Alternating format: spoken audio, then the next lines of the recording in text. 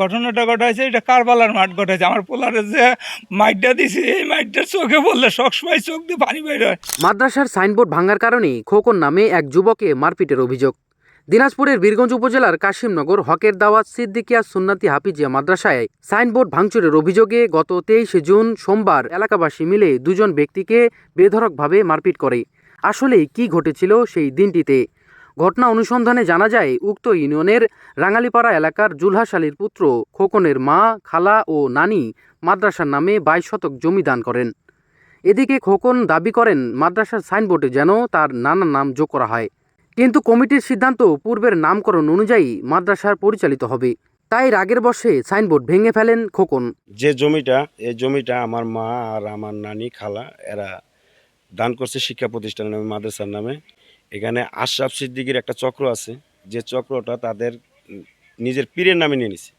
নিয়ে নেওয়ার পরে আমি আমার নানার নাম ওই মাদ্রাসায় দেওয়ার জন্য এটা তাদের কাছে আবেদন জানাই। আর এটা আবেদন জানানোর পরে ওরা এটা না মানার কারণে আমি সাইনবোর্ডটা খুলে রাখি। আর এখানে পারিবারিক সেটা হলো যে আমার মা জমিটা দিছে, হাত মুচকি ছিল, এটা বসাইতে কাশিমনগর গেছি। কাশিমনগর যাওয়ার পরে ওখানে হাতটা বসাইছি। এরা এদিকে আমাকে বললো, মানে 5-6 জন যায় বললো যে তোমাকে চেয়ারম্যান মেম্বার আছে, মাদ্রাসায় যাইতে হবে। তো আমি তাদের সাথে রওনা হওয়ার পরে ওখানেই দরজায় বের হওয়ার পরে আমাকে এবং আমার সাথে একটা ছোটো ভাই ছিল যে আমার সাথে সবসময় থাকে, ওকে সহ মানে আমাকে এমনভাবে আমার এই গামছা ছিল, গামছা দিয়ে গামছাটা ঘাট থেকে নিয়ে বাঁধে ওরা যার হাতে যা ছিল তাই দিয়ে মারধর করছে এবং কি রক্তাক্ত করছে।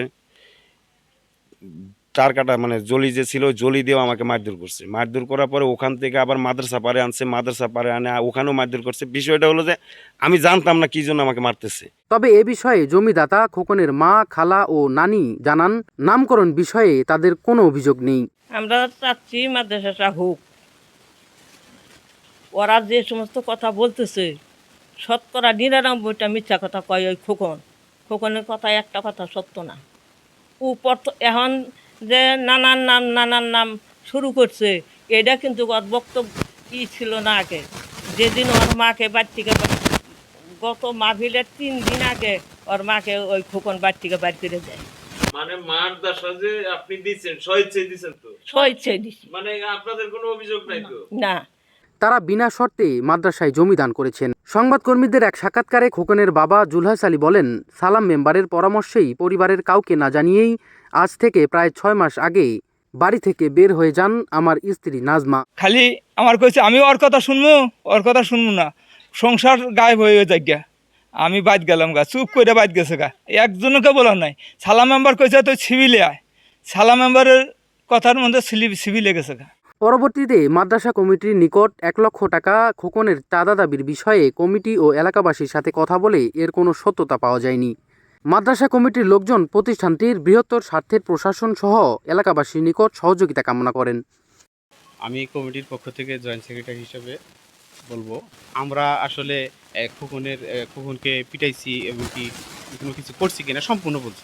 এগুলো হইতেছে একটা ঘটনা যখন ঘটে তখন আপনার পাবলিক 2-4-500 পাবলিক দর হয়, তখন মানুষ পাবলিক সেন্টিমেন্টে 2-4টা চট থাপড় বা লাঠি দিয়ে মার এটা দিতে পারে। মাদ্রাসায় যখন থেকে জমি দেয় তখন থেকে খোকন মনে করেন যে তখন থেকে অত্যাচার শুরু করে। এটা কয়েক ধাপে তার পরিবার সহ এটা মাদ্রাসায় বসা হয় সমাধানের জন্য। তার উদ্দেশ্য হচ্ছে শুধু নাম নিয়ে নয়, তার উদ্দেশ্য অসৎ উদ্দেশ্য। এই যে নামের উপরে জমি মনে করেন আমরা 1.5 বছর আগে মাদ্রাসা করছি, 1.5 বছর পরে জমি মনে করেন যে মাদ্রাসায় দান করছি। এই নামের উপরে জমি এই খোকন মাদ্রাসায় এসে ভাঙচুর চালায়। বৃষ্টি ছিল ওই দিন, বৃষ্টির মধ্যে ভাঙচুর চালায়। মাদ্রাসার ওখানে যে বাড়ি, ওনারা আমাদেরকে অবগত করেন এবং কি খোকনের নানি আমাদেরকে ফোন দিয়ে যে খোকন এইমাত্র মাদ্রাসায় ভাঙচুর চালাইছে। তো এটা শুনে আমরা কমিটি আলোচনা করে আমরা থানায় একটা অভিযোগ করি। আমাদেরকে হুমকি দিচ্ছে, সে উল্টা বলতেছে যে আমরা তাকে হুমকি দিচ্ছি। এটা ভিত্তিহীন কথা। আমার মাদ্রাসার কমিটি আমরা তাকে হুমকি দিতে যাবো কেন? সে জমিদাতার নাতি, জমিদাতার ছেলে, জমিদাতার ভাগনা, আমরা তার সাথে খারাপ আচরণ করতে যাবো কেন? কি উদ্দেশ্য?